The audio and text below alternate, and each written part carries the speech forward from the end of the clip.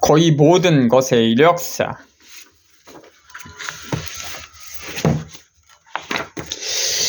제24장 세포들.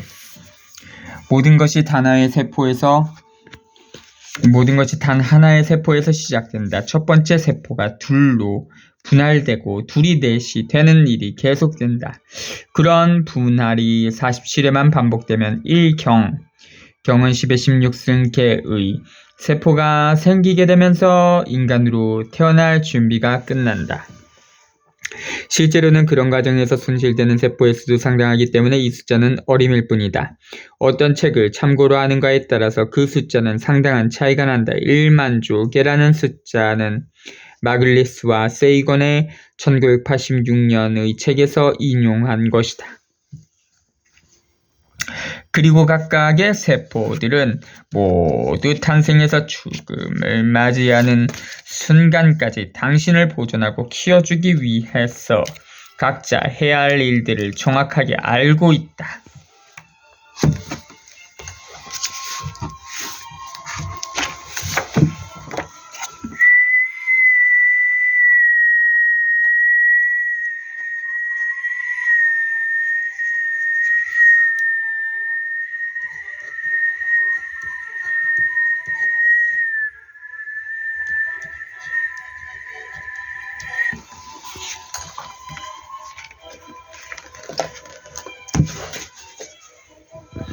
당신의 몸을 구성하는 세포에게 감출 수 있는 것은 아무것도 없다. 세포들은 당신보다 더 많은 것을 알고 있다. 각각의 세포들은 몸에 대한 지침서라고 할 수 있는 완벽한 유전 코드를 가지고 있기 때문에 자신이 해야 할 일뿐만 아니라 몸속의 다른 세포들이 하는 일에 대해서도 모두 알고 있다. 한순간이라도 세포에게 아데노신 3인산 ATP의 농도를 살펴보라거나 또는 예기치 않게 생겨난 과량의 엽산을 처리할 곳을 찾으라는 명령을 할 필요가 없다. 세포들은 그런 일은 물론이고 수백만 가지의 다른 일들도 스스로 알아서 처리한다. ATP 세포 내에서 일어나는 산화반응에서 만들어지는 고에너지 조효소로 세포가 필요로 하는 에너지를 공급하는 역할을 한다. 3인산 엽산 핵산을 합성하고 적혈구를 만드는 데에 꼭 필요한 수용성 비타민 B의 일종.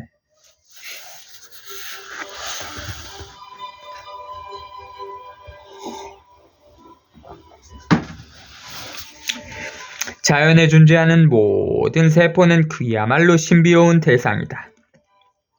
가장 단순한 것이라고 하더라도 인간의 독창성을 훨씬 벗어날 정도다.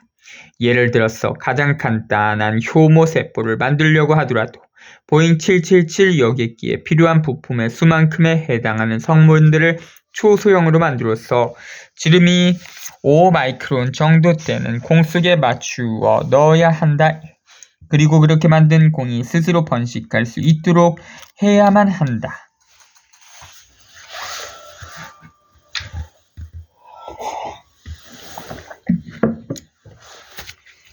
그런데 효모세포는 인간의 세포와는 비교할 수도 없다. 인간의 세포는 단순히 종류가 많고 복잡하기만 할 것이 아니라 세포들 사이의 복잡한 상호작용 때문에 엄청나게 더 매력적이다.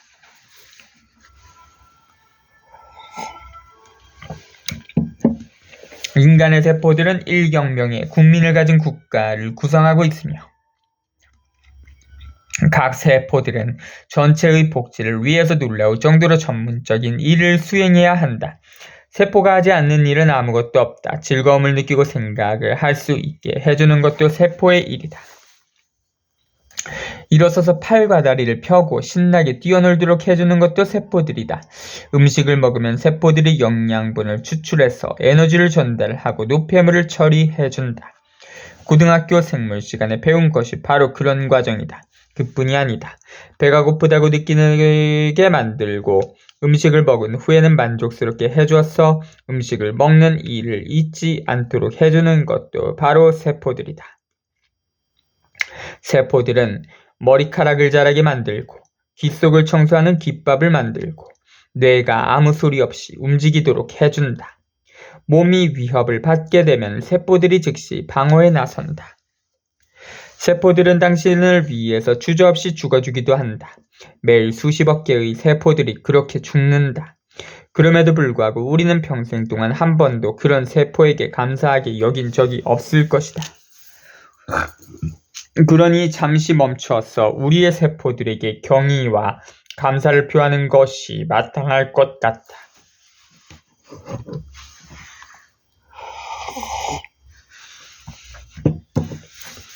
우리는 세포들이 어떻게 지방을 저장하고 인슐린을 만들며 우리와 같은 복잡한 개체를 살아서 움직이게 만드는 많은 일들을 하고 있는가에 대해서 조금은 알고 있다. 그러나 우리가 알고 있는 것은 지극히 일부일 뿐이다. 몸속에서 어렵게 만들어지는 단백질의 종류만 하더라도 20만 종이나 되지만 그 중에서 우리가 기능을 알고 있는 것은 2% 정도에 불과하다. 그 비율이 50% 정도라고 주장돼 있지만 그것은 알고 있다는 것이 무엇을 뜻하는가에 따라 달라진다.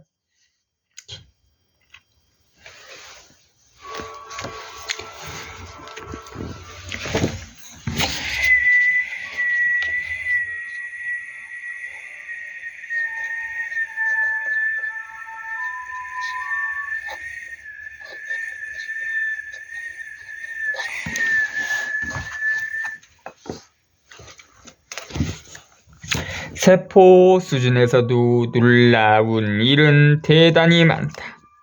자연에서 일산화질소 NO는 무시무시한 독소로 아주 흔한 대기 오염 물질이다. 그렇기 때문에 1980년대 중반에 인간의 세포에서 그런 물질을 생산하고 있다는 사실을 발견하게 된 것은 과학자들에게 깜짝 놀랄 일이었다. 처음에 세포가 그런 물질을 생산하는 목적은 신비에 쌓여 있었다. 그런데 과학자들은 일산화질소가 혈액의 흐름과 세포의 에너지 수준을 조절하고 암세포를 비롯한 병원체를 공격하고 후각을 조절하며 심지어 은경의 발기를 도와주는 등 몸속의 모든 곳에서 다양한 기능을 하고 있다는 사실을 발견하게 됐다. 그리고 잘 알려진 폭발물인 나이트로글리세린이 협심증이라는 심장 통증을 완화시켜주는 이유도 알게 됐다. 나이트로글리세린이 혈액 속에서 일산화질소로 변환되면서 혈관벽의 근육을 이완시켜줌으로써 혈액이 보다 더 자유롭게 흐를 수 있도록 해준다. 10년 남짓한 기간 동안에 지독한 독성 물질이라고 알려져 있었던 기체 물질이 몸속에 어디에나 존재하는 영약이 되어버렸다.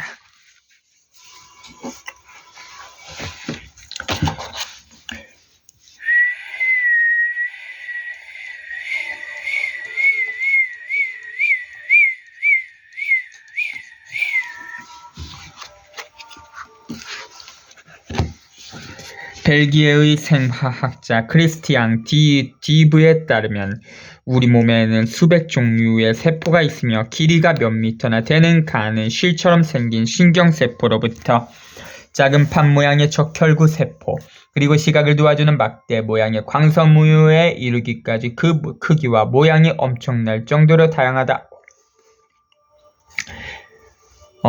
세포들의 크기 차이는 경이적일 정도로 크다. 경이적일 정도이다. 특히 수정이 일어나는 순간에는 정자세포가 자신보다 85,000배나 더 큰 난자와 대결하게 된다. 남성에 의한 정복이라는 의미를 다시 생각해 보아야 할 것이다. 그러나 인간의 세포는 대체로 지름이 1mm의 100분의 2인 20 마이크론 정도였어. 눈으로 보기에는 너무 작지만 미토콘드리아 진핵세포에 들어있는 구형 또는 막대형을 한 소기관으로 호흡을 통해 에너지를 생성한다. 세포에 따라 미토콘드리아의 수는 다르지만 간세포처럼 대략 2,000개의 미토콘드리아가 들어있는 경우도 있다. 미토콘드리아를 비롯한 수천 개의 복잡한 구조와 수백만 배에 이르는 분자들을 담기엔 충분하다. 피부세포는 모두 죽은 것들이다. 피부가 모두 죽어있다는 사실은 끔찍하게 느껴진다. 보통의 몸집을 가진 성인은 대략 2kg 정도의 죽은 피부를 가지고 있고 매일 수십억 개의 작은 파편들이 떨어져 나간다. 먼지가 쌓인 선반을 손가락으로 닦으면 오래된 피부가 묻어나온다고 생각하면 된다. 대부분의 세포는 한 달 이상 사는 경우가 드물지만 예외도 있다. 간세포의 경우에는 그 구성 성분이 며칠마다 새로 만들어지기는 하지만 몇 년 동안 살아있을 수도 있다지. 뇌세포는 평생을 함께 한다. 출생할 때 1000억 개 정도의 뇌세포가 만들어지면 그것이 전부가 된다. 그리고 매시간 500개 정도가 죽은 것으로 추정되기 때문에 심각한 고민을 하려면 시간을 낭비하지 말아야 한다. 그러나 간세포와 마찬가지로 뇌세포의 경우에도 그 구성 성분들은 대략 한 달 만에 완전히 새로운 것으로 바뀌게 된다는 것이 다행이다. 실제로 몸속에 떠돌아다니는 분자는 말할 것도 없고 어느 한 조각도 9년 이상 된 것은 아무것도 없다고 한다. 실감이 나지 않겠지만 세포 수준에서 보면 우리는 모두 어린 아이인 셈이다.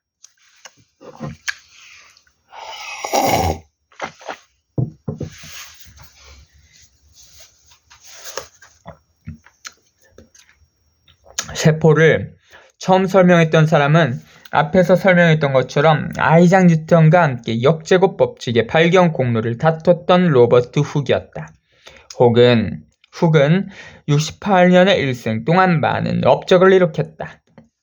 그는 뛰어난 이론가이면서도 독창적이고 유용한 도교를 만드는 훌륭한 재능도 가지고 있었다. 그러나 1665년에 발간된 그의 유명한 책이었던 작은 도면들 또는 확대경을 이용한 작은 생물의 생리학적 설명보다 사람들의 관심을 더 많이 끌었던 것은 없었다. 그 책에 매혹된 사람들은 누구도 상상하지 못했을 정도로 다양하고 복잡하고 정교한 구조를 가진 작은 세상을 볼 수 있었다.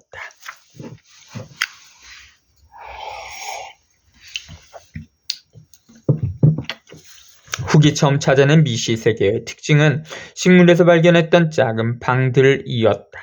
그는 그 모습이 수도자들의 방을 닮았다고 생각해서 세포, 셀이라고 불렀다.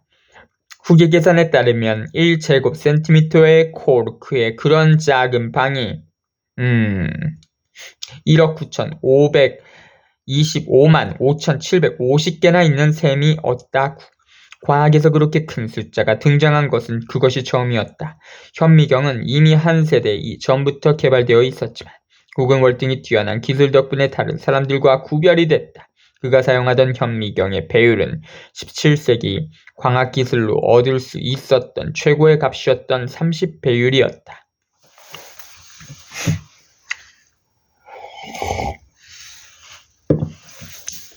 그러므로 10년 후에 네덜란드의 모직물 상인이 275배율의 현미경으로 얻은 구림을 받아보았던 훅을 비롯한 런던 왕립학회의 회원들을 깜짝 놀랄 수밖에 없었다.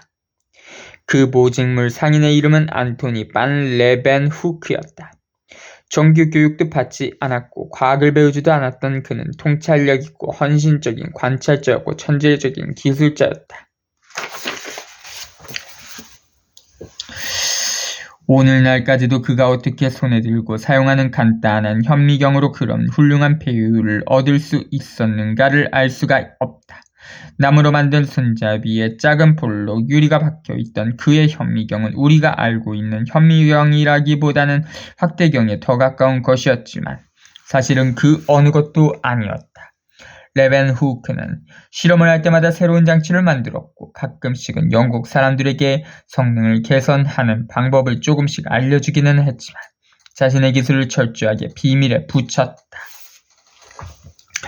레벤후크는 델프트의 유명 인사였던 화가 얀 베르메르의 친한 친구였다. 능력은 있었지만 뛰어난 화가는 아니었던 베르메르는 1660년대 중반부터 대가의 재능과 통찰력을 발휘하기 시작해서 유명해졌다. 확실하게 증명되진 않았지만 그가 렌즈를 통해서 영상을 평면에 투영시키는 장치인 카메라 옵스큐라를 사용했을 것이라고 짐작이 된다.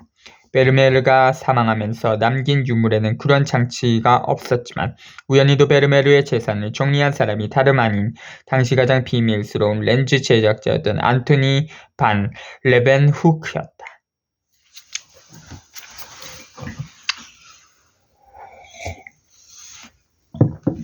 놀랍게도 그는 40이 지났을 때부터 시작해서 무려 50년 동안에 200여 편의 보고서를 왕립학회에 제출했다.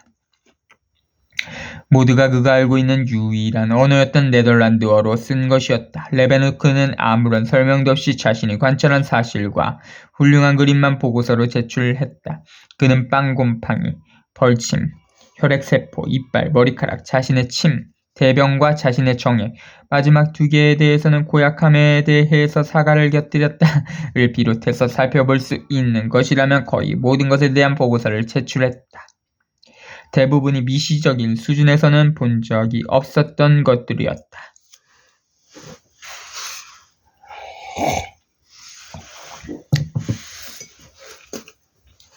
그가 1676년에 후추가 들어 있는 물에서 벌레 애니마쿨레스를 발견했다고 보고한 후로 왕립학회의 회원들이 작은 동물을 찾아내는 데에 필요한 배율을 가진 영국산 현미경을 만들기까지 1년이 걸렸다. 레베누크가 발견했던 것은 원생동물이었다. 그는 물 한 방울 속에 그런 작은 벌레가 네덜란드의 인구보다 더 많은 828만 마리가 있을 것이라고 추정했다시피 세상에 살고 있는 생명체의 종류와 수는 상상을 넘어선 것이었다. 레베누크의 멋진 발견에 힘입어 다른 사람들도 현미경을 너무 열심히 들여다보다가 사실은 존재하지 않은 것까지 발견하기도 했다. 존경받던 네덜란드의 니콜라우스 하르투스케르는 정자세포에서 이미 영체가 갖추어진 작은 사람을 보았다고 확신을 했다. 하르투스케르는 작은 사람들을 난쟁이, 휴먼큘리라고 불렀고 한동안 사람들은 인간을 비롯한 모든 생명체는 작지만 완전한 선구 존재가 엄청나게 팽창된 것이라고 믿었다.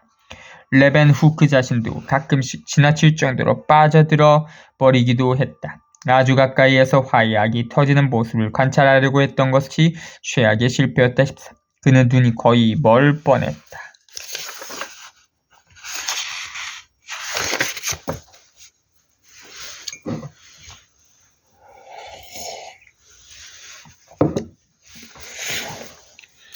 레베누크는 1683년에 세균을 발견했지만 현미경 기술의 한계 때문에 그로부터 150년 동안에는 아무런 진전도 없었다. 1831년이 되어서야 세포의 핵을 처음 볼 수 있게 됐다. 과학의 역사에서 유령처럼 자주 등장하는 스코틀랜드의 식물학자 로버트 브라운의 성과였다.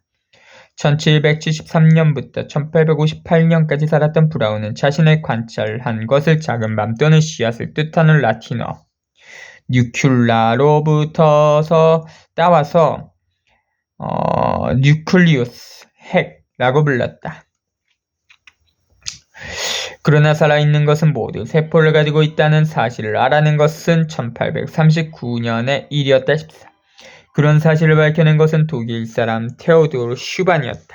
그러나 그의 성과는 과학적인 통찰력으로도 비교적 늦은 것이었을 뿐만 아니라 처음에는 인정을 받지도 못했다. 생명은 저절로 나타날 수가 없고 이미 존재하는 세포로부터 시작되어야만 한다는 사실이 확실하게 밝혀진 것은 1860년대에 루이 파스테르의 기념비적인 업적에 의해서였다. 그런 주장은 세포설이라고 하며 현대 생물학의 기반이 됐다.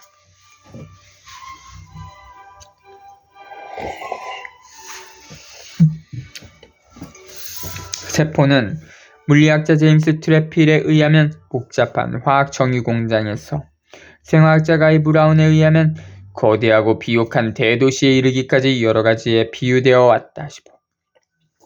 세포는 그런 모든 것이기도 하고 그렇지 않기도 하다. 세포는 거대한 규모로 화학 활동에 몰두하고 있다는 점에서는 정유공장과 비슷하고 매우 바쁘고 복잡하며 혼란스럽고 무질서한 것처럼 보이기도 하지만 그 속에 어떤 체계가 존재한다는 점에서는 대도시와 비슷하다.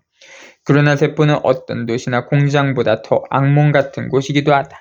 우선 세포 규모에서는 중력이 별 효과가 없기 때문에 위아래가 없고 원자 크기 정도의 공간이라도 그냥 버려지는 곳이 없다. 세포 속의 모든 곳에서 움직임이 계속되고 있고 전기 에너지가 끊임없이 날아다니고 있다. 전기의 존재를 느끼진 못하지만 사실은 그렇지 않다. 우리가 먹는 음식과 호흡하는 산소가 세포 속에서 결합되면서 전기가 발생한다. 우리가 서로 엄청난 충격을 주거나 앉아있는 소파를 태워버리지 않는 것은 전기가 아주 작은 규모로 만들어지기 때문이다. 0.1V가 나노미터 10억 분의 1 10의 마이너스 9승미터 나노미터 정도의 거리를 움직일 뿐이다. 그렇지만 움직이는 거리를 1미터 정도로 확대해보면 뇌우와 비슷한 2천만 볼트 정도에 해당한다. 16.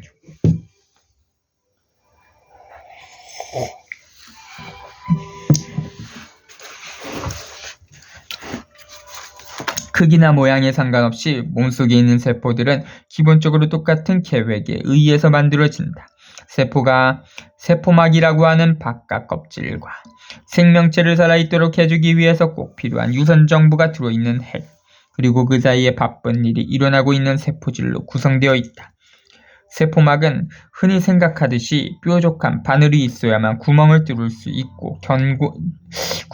있는 견고하고 탄력 있는 껍질이 아니다. 오히려 세포막은 샤오빈 B 널랜드의 표현을 빌리면 경질기계유와 비슷한 지질이라는 지방성 물질로 만들어져 있다.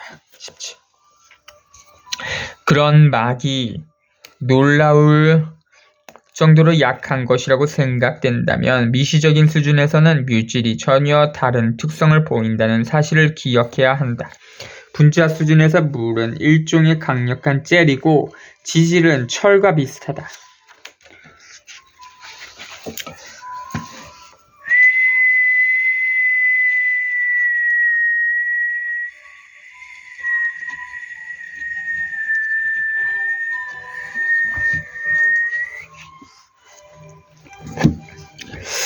세포 속의 모습은 그렇게 아름답지 않다. 세포를 구성하는 원자를 받을 정도의 크기로 확대한다면 세포 자체는 대략 지름이 800m 정도 되고 세포 골격이라고 부르는 받침대들이 복잡하게 얽혀있다. 그 속에서는 농구공이나 혹은 자동차만한 온갖 크기를 가진 수백만 개의 수백만 배에 해당하는 물체들이 총알처럼 날아다닌다.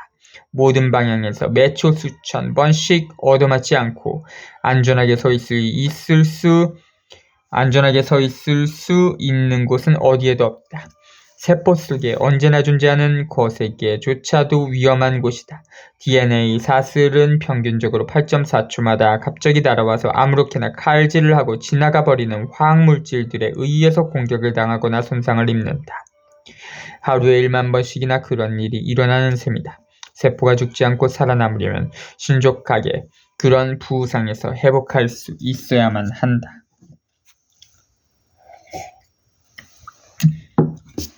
단백질은 특히 활동적이어서 회전하고 맥박치고 매초 수십억 번까지 서로 충돌한다. 18.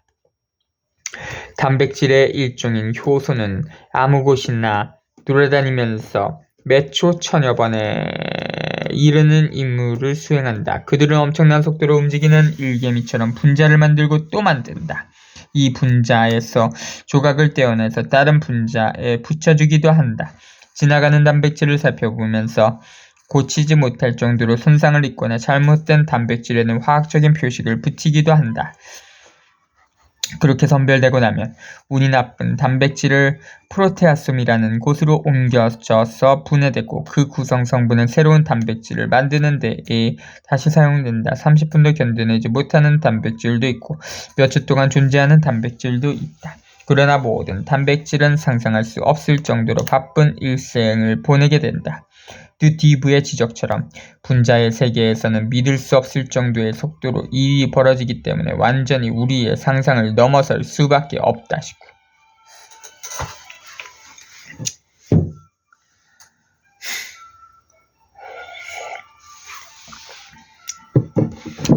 그러나 분자들 사이의 상호작용을 관찰할 수 있을 정도의 속도에서 살펴보면 그렇게 놀라운 것도 아니다.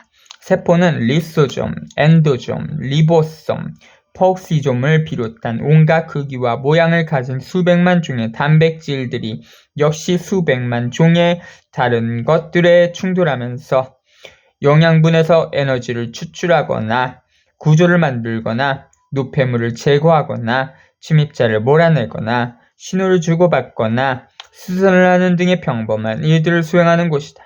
모통 하나의 세포에는 약 2만 종의 단백질이 있고 그중 2,000종 정도는 적어도 5만 개씩이나 존재한다. 널랜드에 의하면 5만 개 이상씩 존재하는 분자들만 세더라도 하나의 세포에 들어있는 단백질 분자의 수는 아무리 적어도 1억 개가 넘는다는 뜻이다. 그 정도로 놀라운 숫자를 보면 우리 몸속에서 일어나는 생화학적 활동이 얼마나 굉장한가를 짐작할 수 있다. 모든 것이 엄청나게 힘드는 일이다. 심장은 모든 세포에게 충분한 양의 산소를 공급하기 위해서 1시간에 284리터, 하루에 6,816리터, 1년에 248만 8천 리터의 혈액을 퍼내야만 한다. 그 정도면 올림픽 경기장 규모의 수영장을 채울 수 있는 양이다. 그것도 쉬고 있을 경우에 그렇다. 운동을 하는 동안에는 그 속도가 최대 6배까지 늘어날 수도 있다. 산소는 미토콘드리아로 들어간다. 미토콘드리아는 세포의 발전소이다. 세포에 들어있는 미토콘드리아의 수는 세포가 어떤 일을 하고 얼마나 많은 에너지를 소비하는가에 따라 달라지지만 보통의 세포에는 1,000여 개가 들어있다. 앞에서 설명했듯이 미토콘드리아가 포획된 박테리아에서 시작됐고 오늘날 우리 세포 속에서 새빵살이를 하고 있기는 하다. 그러나 미토콘드리아는 자신의 고유한 유전 정보를 가지고 있고 스스로의 시간표에 따라 분열을 하고 자신의 언어를 사용한다. 우리의 존재도 미토콘드리아의 처분에 달려 있다는 사실도 설명했다. 이유는 이렇다. 섭취된 거의 모든 음식물과 산소는 적절한 처리 과정을 거친 후에 미토콘드리아로 보내져서 아데노신 3인산 ATP이라고 부르는 분자로 변환된다. ATP에 대해서 들어본 적이 없을 수도 있겠지만 당신을 살아 움직이게 해주는 것이 바로 그것이다. ATP는 기본적으로 세포 속을 돌아다니면서 세포에서 일어나는 모든 일에 필요한 에너지를 공급하는 작은 배터리다. 당신은 엄청나게 많은 양의 ATP를 필요로 한다. 어느 한순간에 보통의 세포에 들어있는 ATP의 수는 10억 개 정도에 이르지만 2분 정도면 하나도 남김없이 사라져버리고 다시 10억 개가 새로 만들어진다. 하루에 만들어서 쓰는 ATP의 양은 몸무게의 절반에 해당할 정도다. 피부가 따뜻하게 느껴지면 그것이 바로 ATP가 작동하고 있는 증거다.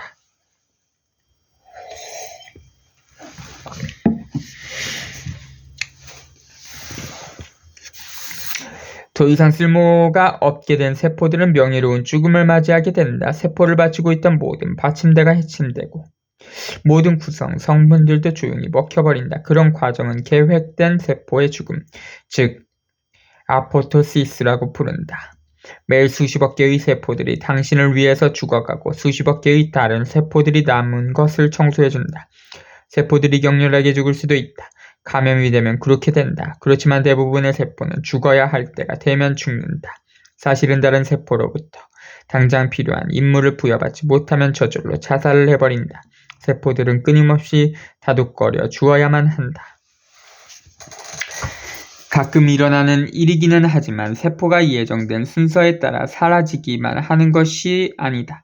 분열되면서 마구 성장하기도 하는데 그 결과를 암이라고 부른다. 사실 암세포는 혼란에 빠진 세포에 불과하다. 세포는 정기적으로 그런 실수를 하지만 몸에는 그런 문제를 해결하는 정교한 메커니즘이 준비되어 있다. 그런 과정이 걷잡을 수 없게 되는 경우는 아주 드물다. 사람의 경우에는 평균 10억 번에 1억 배 정도의 세포 분열이 일어날 때마다 한 번의 치명적인 악성 세포가 등장한다. 24.